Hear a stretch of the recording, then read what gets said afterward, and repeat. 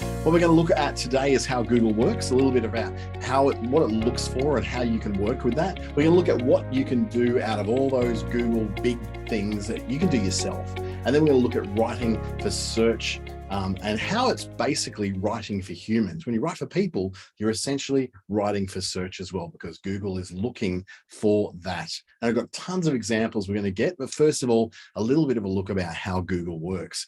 How Google works basically comes down to the ability for you to match any one of their 250 odd different algorithmic checks that they're looking for. So they might be looking for something in your particular industry, or a level of detail if you're in a technical place, or they might be looking for social proof. There are lots of reviews in that. And all these things are all bundled together and weighted differently depending upon the context that someone's searching in. It used to be just an example of you write stuff and it'll appear, and if you're the person who got there first, you get all the traffic.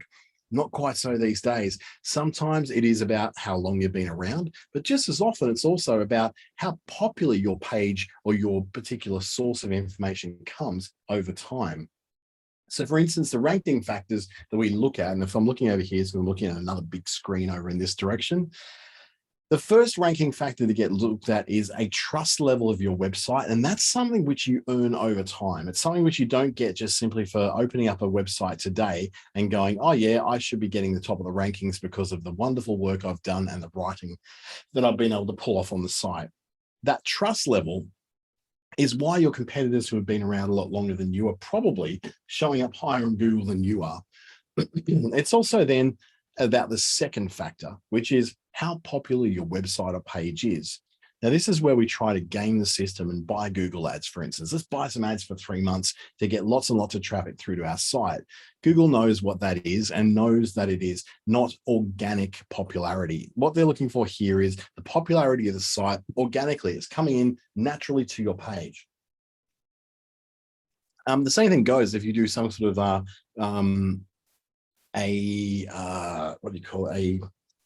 Lost the word, promotion. If you do a prize giveaway or a promotion that generates 1 million people to come to your site one day, and the next day it drops down to less than 20 people, well, you're not going to get that popularity score higher. It's going to be something that's sustained over time. Then there's the relevance of and relevance of links, a number of and relevance of links to your site or your page. And this is where we talk about backlinks, where other people are linking through to you.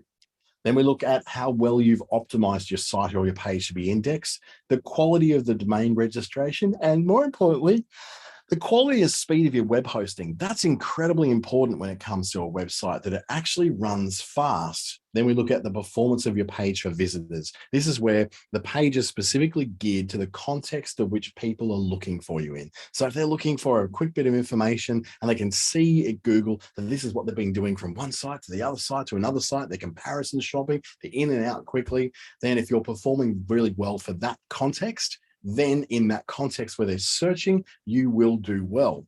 However, if they're searching in another complete different context, they're looking to actually do some shopping today, well then, if you've optimized just for people to come in and out really quickly, you may not be then optimized then for them to be converting a sale.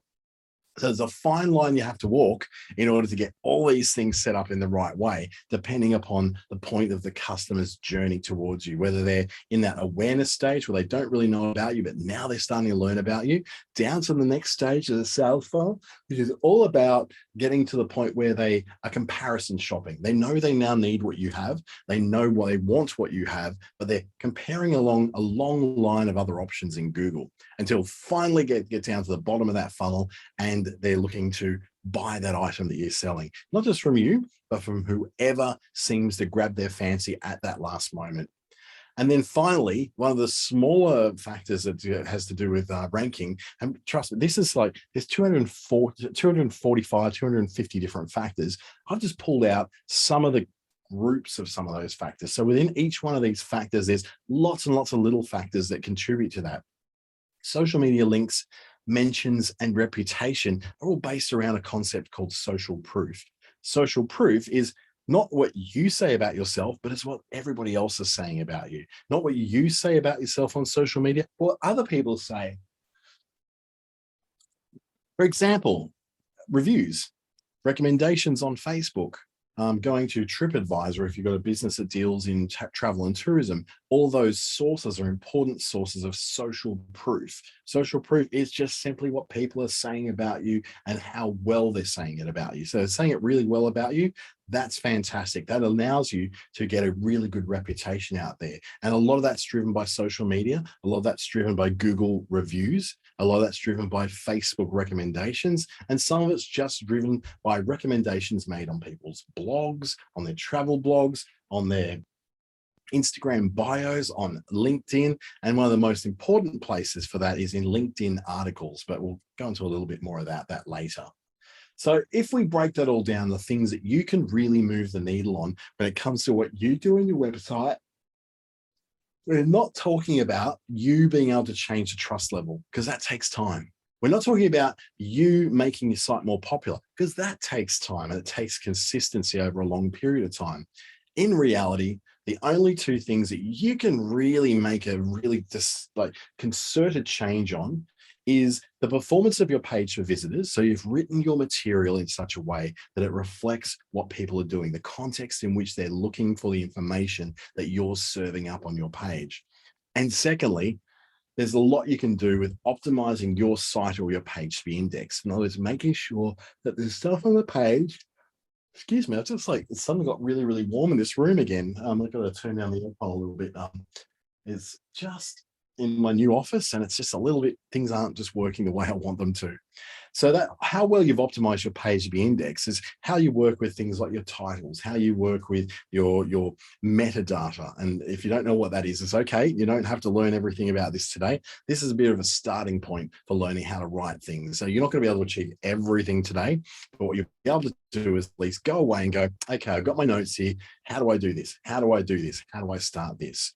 And then we've got a great deal with Business Station to get you some access to people like myself who can give you a bit of a hand with that with 3 hours of mentoring. So how well you want your page to be indexed is basically what you do on your site, on your page, to make sure you're indexed better than you were before. I've actually turned off the aircon. Let's turn it back on again. Right, now that should do us a bit better. So the first thing we need to do when it comes to writing the right things for your website is writing stuff that's easy to find and easy to consume. That simply means keeping things short. If you've ever used WordPress and the Yoast plugin, it'll often give you recommendations for shorter sentences, and Grammarly as a plugin to your computer as well does the same thing. It'll tell you that you need to keep that particular sentence under 20 words, or keeping that paragraph under 3 or 4 sentences. Keeping things short, sharp, and to the point makes it really easy to read, really easy to confuse, and using things like dot points to break up your text, or expansion points, or something in there, even using some images in there to ensure that people are able to sort of have what we call a thinking break. And that thinking break is where they're reading along all that information, and all of a sudden, boom, they hit a break and they can go, now I can actually absorb that information. This is very important for we have a lot of increased dyslexia happening in the world today. And that's just simply because we are just presented with so much information and overwhelm. So if we want to make that as simple as possible, we make it easier for people to read, no matter what their level of dyslexia or their literacy happens to be. And using simple English in here really, really helps that too. So you could look at something like your top experiences or your top products linked from the front page, but not too much stuff. Your aim of your front page is to warmly welcome someone in and let them discover things easily, not to throw 100 options at them and then go, okay, work this out, because that's quite overwhelming. It's a lot of noise to walk in on. And also having no more than 5 top-level menu items. Now, this is going to be hard. If you think about it, you've got a home link, you've got an about link, you've got a shop link maybe, or a services link, you've got a contact link, you've got maybe privacy policy, you've got terms and conditions, you've got more information about your blog, for instance. You can get up to 7, 8, 9, 10 different menu items. It's too much. We've got to bring that right back. On the desktop, we're often in a rush because we're at work, so we're trying to get to information quickly and easily. Going through 10 different items, there's 10 items we have to read even before we get to actually getting information. If you keep it down to no more than 5, And those 5 are, now remember these days, you do not need a home link. That's all part of your icon. So the icon or the logo on your website, that's usually your home link. You don't need a home link. Most of the time when people get into your site and they're reading around and they're exploring, they don't necessarily need a link to go back to that home page. And if they do, the back button does that just as well. We know how to use our back buttons and swipe on our phones and do all that stuff. So we don't necessarily need to get ourselves stuck into something like a home link.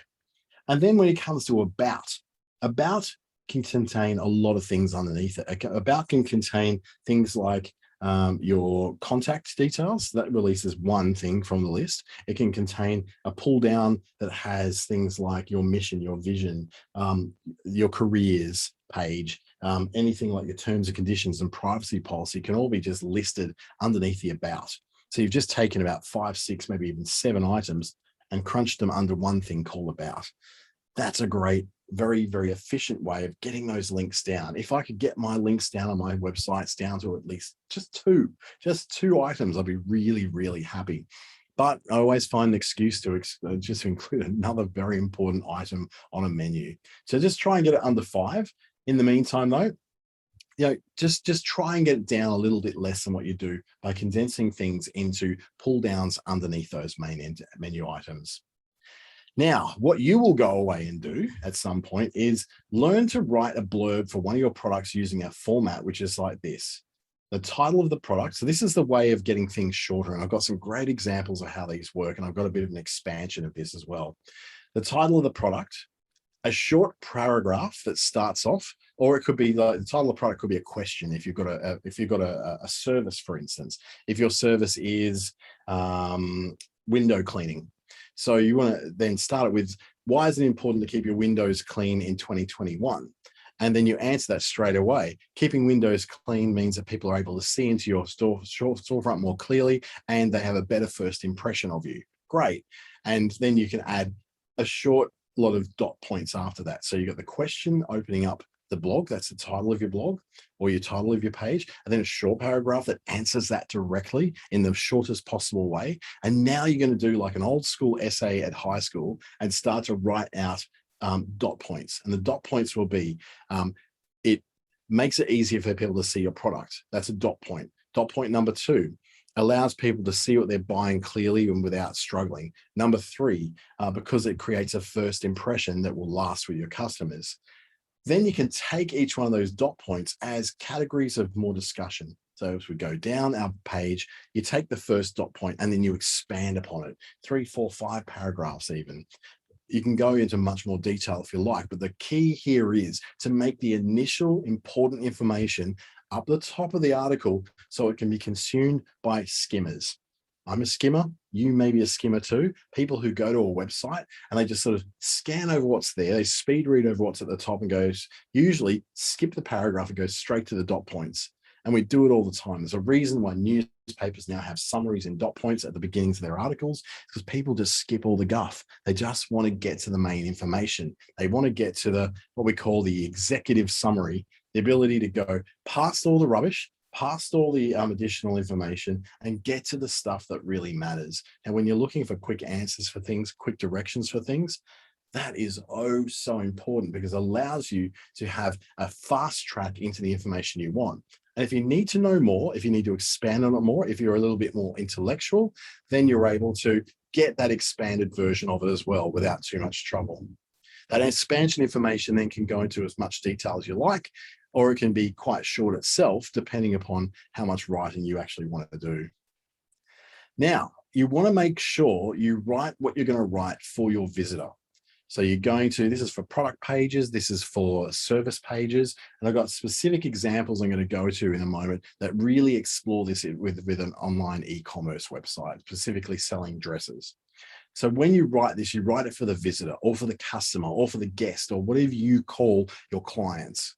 And you focus in on that writing on what's in it for them, not what's so great about you. It's very natural for us to start that process and start writing something which you're going, and we do this, and we do this, and we do this, and we're so good at this, and we won an award for that. And already you've lost that person because there's nothing in there about them. They're looking for a solution to their problems or for some kind of, a healing for their issues. They're not looking for you to tell them how good they are. They want to know you, like you, and trust you enough to be able to then buy from you.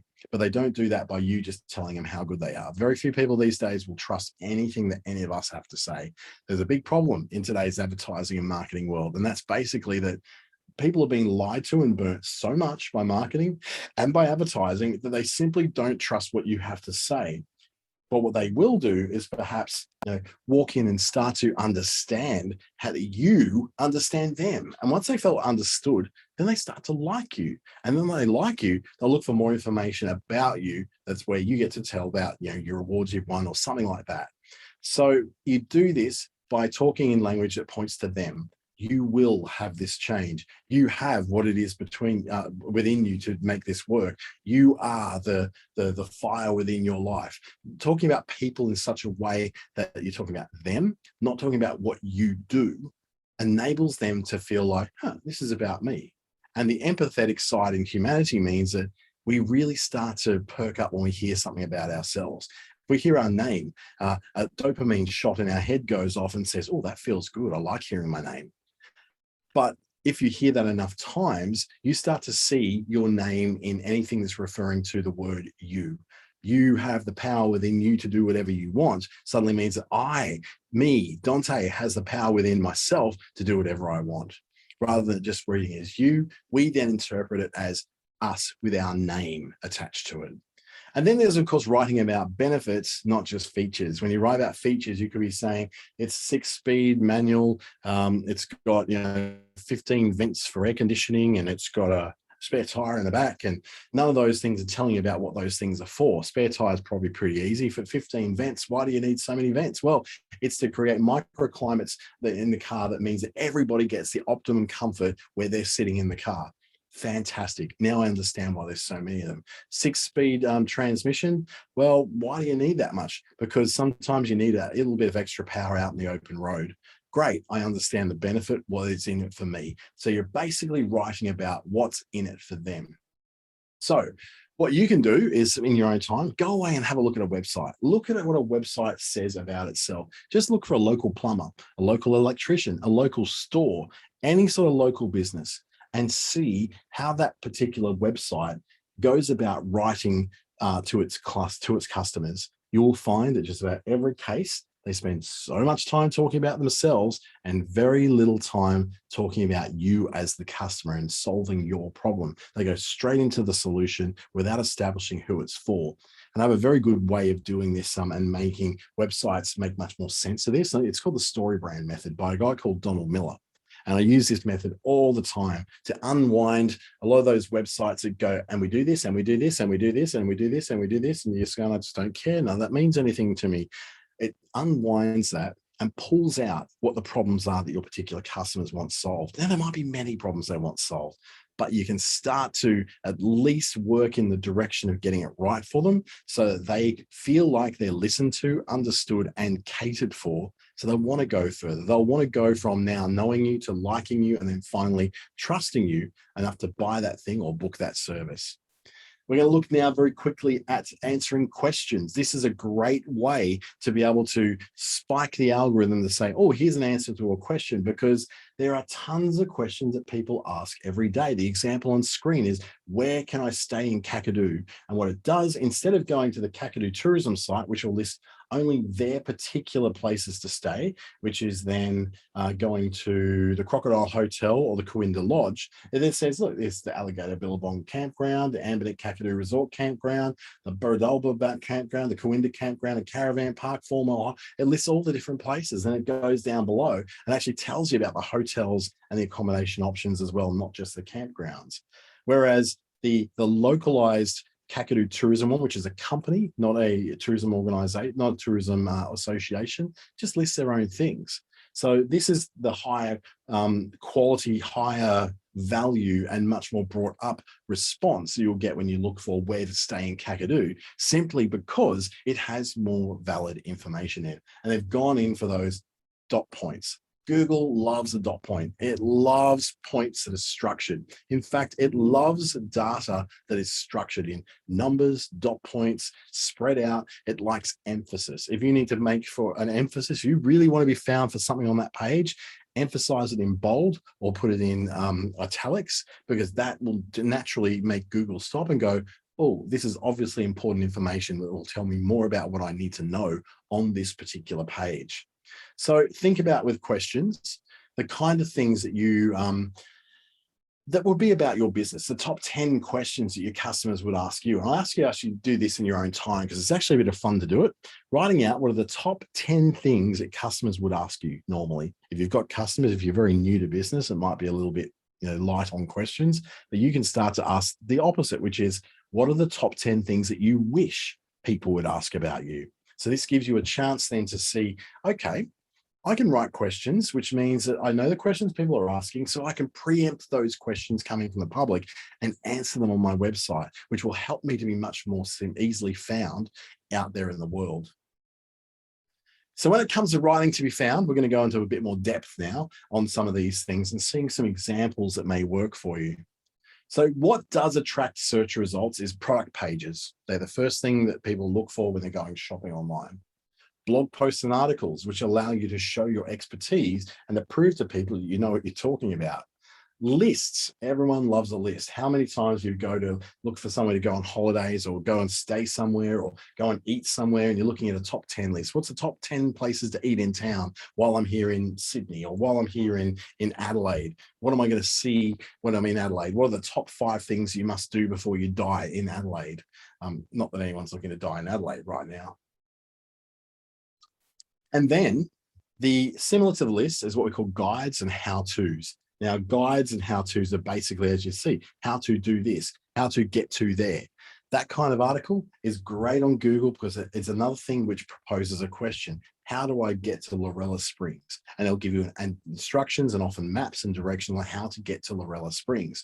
How do I get from the Gold Coast to the Sunshine Coast as quick as possible? And there'll be a guide out there that answers that. And the best possible guide, the most credible guide, the guide that actually says the most detail and really breaks it down for you is probably the one that's going to win. Also, a little bit of credibility if it's coming from a government service or a government organization, or someone like the RACQ or the RAA or whatever the particular group that you have representing motorists in your particular state or territory. And then finally, landing pages. And landing pages are all about specific pages for specific purposes, and they're usually about doing one thing and one thing alone. That's usually getting the sale or the booking or the phone call or the click, getting someone to action what you want them to action. So we took a little bit of a look at product pages before. I'm going to expand this out a little bit and look at focus what's in it for them. Yeah, we said that. You will, you are, you have, those sort of you words. We explained what that was all about. Benefits before features. I'm adding another thing in here called lifestyle context. I'm going to expand on this a bit in here. So let's just say we've got a picture of a yellow mid-length dress. So it's all we know about it so far. It's yellow, it's mid-length, and it's a dress. So if we go then and look in Google for yellow mid-length dresses, we'll see a bit of a problem. Now I'm going to show you how this works in Google. So I'm going to go into here and type yellow mid-length dress. So if I look for yellow mid-length dress, I see some options in Google for dresses I can buy, the yellow and mid-length, or it's close to the kind, like they've got a lot of maxi dresses in there. I've got a thing called Keywords Anywhere that's plugged into my browser. And this allows me to see details about what are the things that people are looking for. So over here, it's telling me on the search engine, on the search analysis of yellow mid-length dress, it tells me that the SEO difficulty of this, of getting someone to come to my site for this, is about 64%. So it's fairly difficult to get a response to. The on-page difficulty, the things that you have to do on your page to make this work over time, is about 58%. So not stupid, ridiculously hard to do, but it's fairly hard to achieve. Then it will tell me down the bottom, what are the other things that people are searching for when they look for yellow mid-length dresses? There's people who are just looking for yellow dresses. And it's telling me 6,600 people in Australia every month are searching for yellow dresses, down to about 320 are looking for yellow summer dresses per month. Now that will rise and fall, as we can see in the chart here. It's showing us that summer, so at the end of the year, yellow summer dress, you're not going to be looking for that in winter, are you? You're going to be looking for that in summer. So in winter, we see very little activity, but in summer, we see a lot more activity. In fact, I'll hover over that. It will actually show me what that activity is like. So November 2020, 480 people. November, and then we go through the middle of the year. So in June, in the middle of winter, we've got like 70 people a month looking for it. Way less people. What this is telling me is that there's other options I've got in here. As I break it down further, and these long tail keywords are telling me that there are some searches, but not many of them for very specific searches. So if I look at that particular dress, and I'll bring us back to that presentation, it's not just a yellow mid-length dress. It's got a few other attributes to it as well. The features. So the features are, it's a yellow mid-length dress, but it's also patterned. It's also elbow length sleeved. It's got a tie-up waist. It's got an empire, well, almost an empire line. It's not quite empire. It's a bit high-waisted, and a round neck button-up. So there's all the things I was able to pull out about that specific kind of dress. All of those things can form part of what you're writing on your website to get people to look at that dress. So if you're selling a yellow mid-length dress and you've got a name for it and it's got all sorts of different sizes and availabilities, then you've got to go a little bit deeper into it, because some people might be looking for a yellow mid-length dress, but others may be looking for a yellow patterned dress, or an elbow length sleeve yellow dress, or a tie-up waist dress, or an empire line dress that happens to be yellow. So you want to be able to get those results for all those things. All those things are true, but they're not necessarily always painted out for you when you go to, say, a dress shop site, or you go to a makeup site, or you go to a any sort of service that doesn't really explain to you the fullness of what it is they do, because they're wrapped up in technical jargon or marketing talk, or they're referring to references that very few people actually know about. So when they go searching for those things and they see all these references, they're not seeing what it is they're looking for. But if you can write what people are looking for in such a way, I'm not telling you that you have to have a title that says yellow mid-length patterned elbow length sleeve tie-up waist empire line brown neck button-up dress. That would be ridiculous. But you can weave that into your story. And the part of the way you weave that into your story is by taking these features and matching them to a benefit. So the next slide then shows us how to do that. Let me present that so you can actually see it on screen. So right now we can see that we have not just a yellow mid-length dress, but it's a yellow mid-length dress that will help you to stand out in the crowd. It's also a patterned yellow mid-length dress, because those finger food oopsies won't ruin your night. So a patterned dress helps to hide, drops of food and water and stuff like that. It's an elbow length sleeve, so you won't be shivering after dark. It's a tie-up waist, so everything feels like it's tucked up in its place. It's an empire line that flattens out the tummy. A round neck button up, which is allowing your button up to be warm and unbuttoned to cool off. So it allows you then to expand beyond just what the features are. It's yellow, it's mid-length, it's patterned, it's elbow length sleeve, and it ascribes to each of those features some kind of benefit to the person. This is where you're going beyond writing for just SEO, and you're now starting to write for a person, a real live person who wants to either stand out in the crowd, make sure she wears something she's not going to feel too self-conscious if she spills half of food on it. She's wanting to be not cold after dark, so having a longer sleeve will help her to stay a little bit warmer. Flattening out the tummy, who doesn't want to do that in this day and age? I don't think there's an empire line big enough that'll ever hide my tummy. Or the idea that you can button up to be warm and unbutton to be cool allows you to expand beyond just simply going, here's my list of things I want to do, want to say about the product, but here's what it means to someone. Here's how it applies to their life.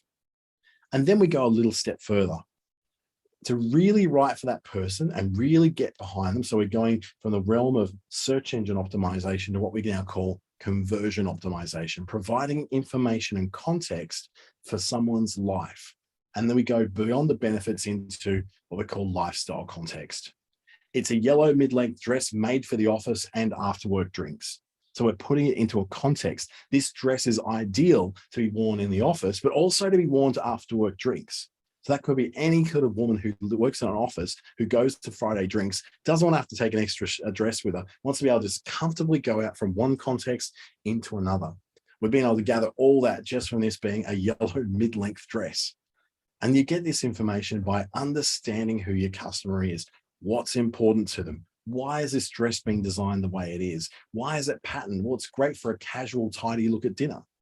It's a elbow length sleeve that covers up tattoos when you're seeing the family. That's a fantastic way to do it when you're going to church or something like that. It's a tie-up waist that matches, so you don't need to buy a belt. That's a lifestyle context. I don't have to go and buy something extra to have this awesome outfit. It's an empire line that works well when you've had a bit too much dinner. That's a lifestyle context, rather than just a feature and a benefit. It now says there's a feature, there's a benefit, and here's the context that you'll use it for in your life. And a round neck button up is good from that transition from office to cocktails. So that's taking the features about this particular product, or this particular service that you might have, and bringing it into someone's life. Not just saying it's good for this because of this, it's good for this because of this, and you can use it in this context in your life. That is using psychology to take a product that could be just anything. It could be a bottle of water that I'm just holding in my left hand, and I don't have to hold theirs, it disappears. I hold it in front of me so I can actually see it.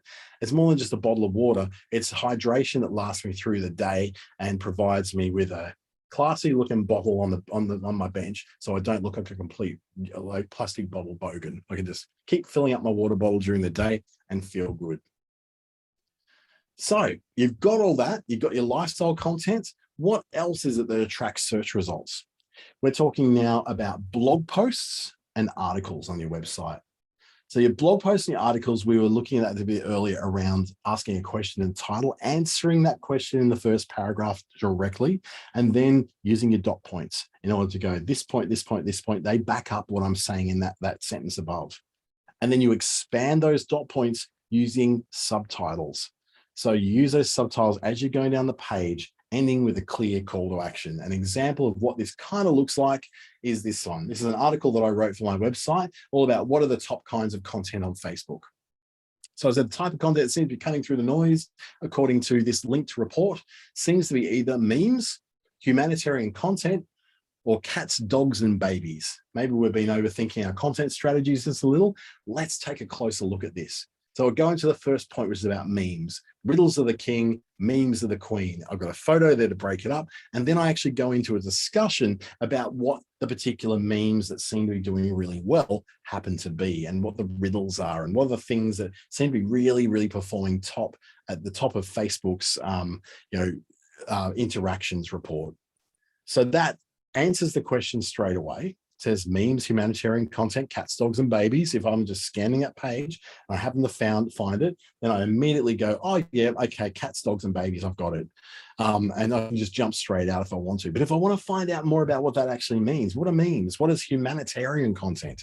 Let's dig a bit deeper down the page and find those subtitles. So if I'm looking specifically for humanitarian content, then I want to go a little bit further down the page, just to the part that says humanitarian content, and it makes sense to me because that's what I'm looking for, that's what I'm interested in, and that's what I'm going to read. Another example is another one of these, how to tell your business story, another article on my website. As a small business, you're supposed to know how to manage your finances, pay your rent, blah, blah, blah, blah, blah. But it's a lot easier to work out what the story might be if you follow this guide. Here is the guide. Understand the then, the but, and the therefore. These are the three little words between everything that comes to sharing a story. I did a webinar about this yesterday, actually, so it's very much in topic at the moment.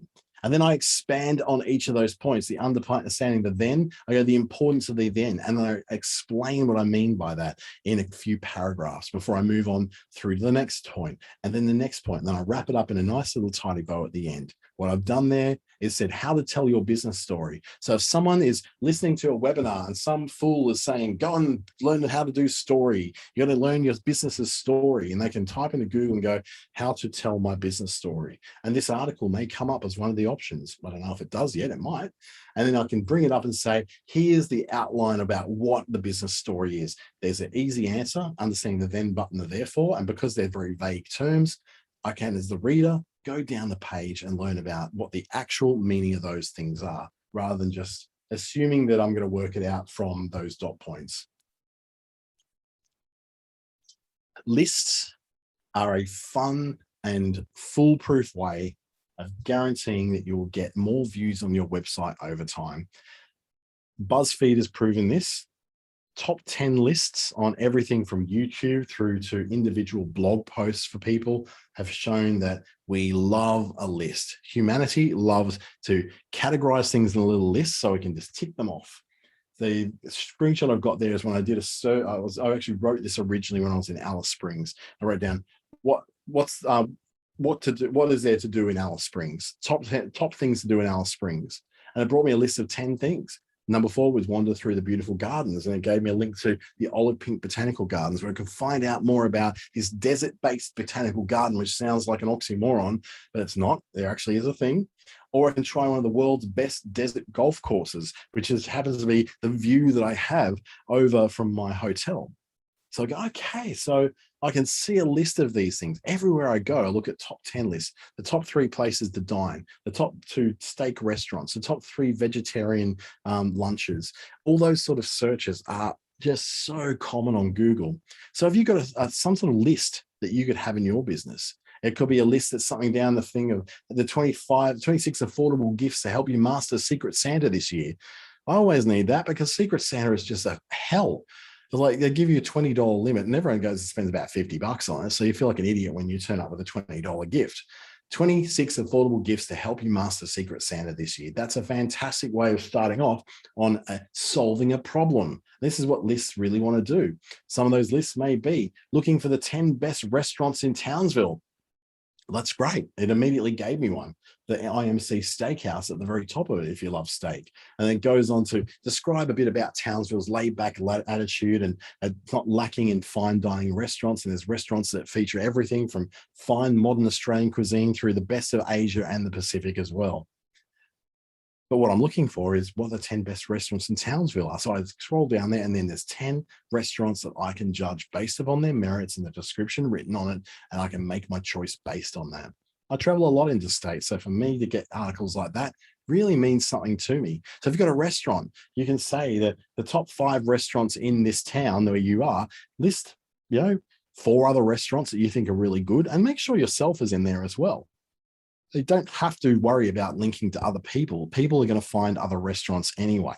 They're not just going to make a decision to not come to you unless they really don't want to go to you. They just want something else extra. You're not trying to force someone to walk in your door. What you're trying to do is give them the options and show them why your options are so good and why they should try you based on your own merits. So what could you write a top 10 list about? This is where I usually would drag you in, but there's only a couple of you on the webinar tonight, so I don't want to embarrass you too much. But even if you want to just pop in the chat, just what it is that your business does, and I can give you back a couple of lists that you could write top 10s about, because I think these are one of the most effective, easy to write ways and quickest ways to build a really good basis of a material for your website, stuff that you can put on your website and attract more search results for. I like to do top 10 lists of the top 3 things, top 3 pieces of software to use to post to Facebook, or something like the best 3 places to learn how to master Google Ads, or the top 10 digital marketers in Australia voted by me. Things like that, where I can actually highlight other professionals in my space and show who I think are the people that are really worth looking at. Now, I want people to work with me, but I'm not for everyone's taste. Not everyone likes this bald, chubby guy. Maybe they want to work with someone else. Maybe they want to work with a woman, for instance. That option should be there. And I'm happy to point people to those people because I know lots of great marketers who I really do rate highly, many of them who are on this digital solutions program as well.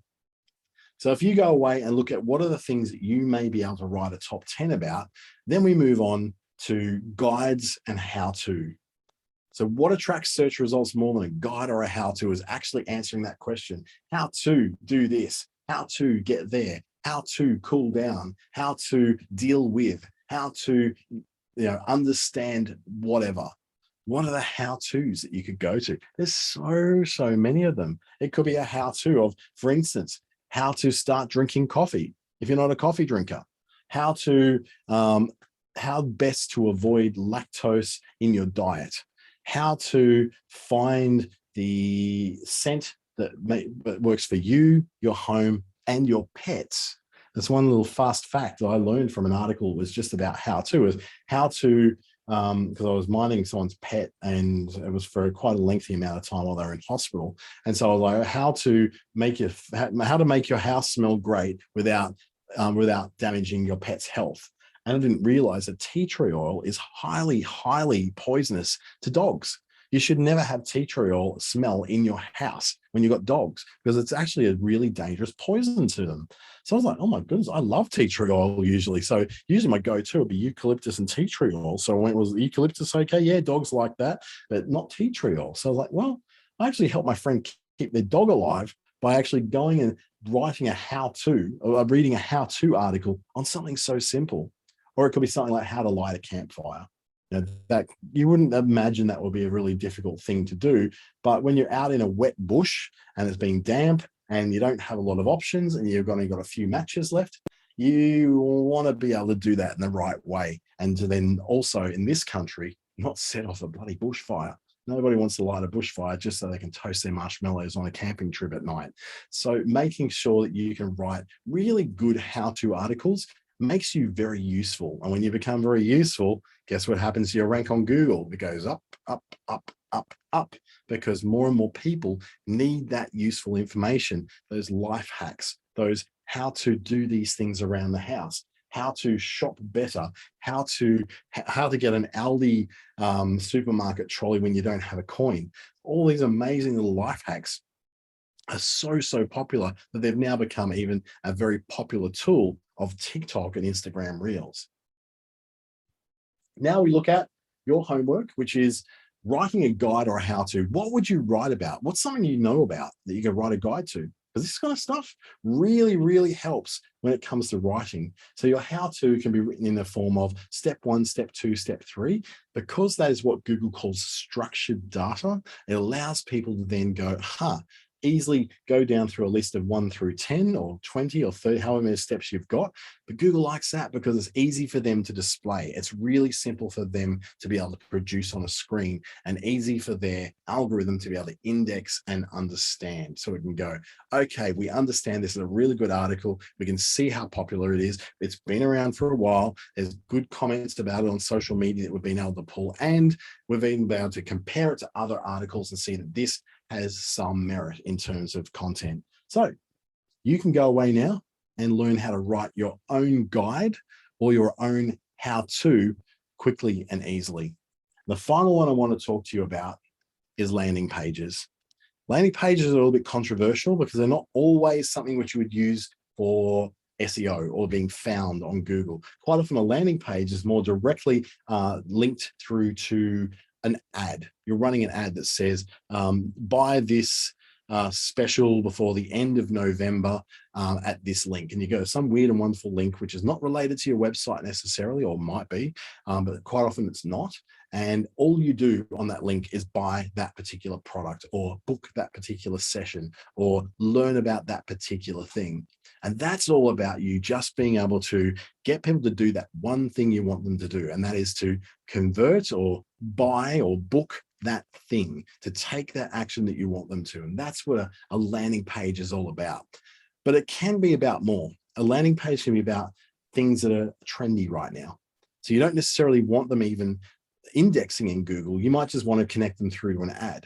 But in some cases, you do want to be found for that place that was showing in that top end wedding movie that they went and had dinner at. And you're looking, okay, you want to be found for that because you are the place that they had dinner at. Well, then good. Write it in such a way that it matches what people are looking for. Have a landing page that says, we're the coffee house that was featured in that movie. We are the flower shop on that street that you saw in Blue Heelers. We are the Rafters' favorite coffee shop that we would have seen on Back to the Rafters and the new Netflix series called Back to the Rafters, or something like that. It'll be something which it goes to a specific trend or a specific topic or a specific kind of person. You could write a specific page. So on our websites, generally the information we've got is for general consumption. It's for people of all ages and all ethnicities and all groups to be able to get a great understanding of our products and services and know how to buy our stuff, right? Well, a landing page is the opposite of that. A landing page lets you get specific, lets you get niched, lets you get really, really down to the granular facts about a specific person. You're not just writing this for anyone, you're writing it for a woman who's aged between 35 and 45, probably has a couple of kids. They're getting sort of in their upper teens now. She's about to change her career and she really, really wants a patterned yellow dress so she can go from the office to cocktails at night. So you know who you're writing about. You can't put that in the product page in there because that needs to appeal to a lot more people than just her. But you really want her, who's the perfect person for this dress, to see this particular page. It's all about her, all about this yellow dress that she's going to be able to use.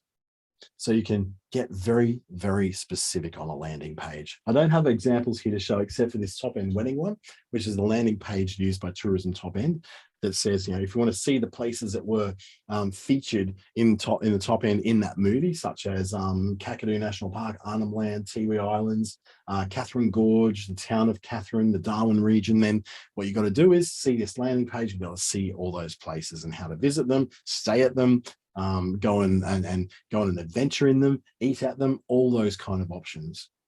You don't always have to have your landing page visible on Google, and they're usually not linked to your menu. They're not a page that you can get to by navigating around your website. They're a very specific page for a very specific person searching for a very specific thing, or linked from an ad that was geared towards someone very specific as well. So landing pages are something you can have a lot of fun with. Think about as you go away, what are the kind of landing pages that you could produce? What landing pages would help you to be able to sell more of your product? We'll be able to get you more bookings for your service. We'll be able to help you out in all the things you're trying to sell, promote, or somehow get people to interact with. What are the landing pages you could work on there?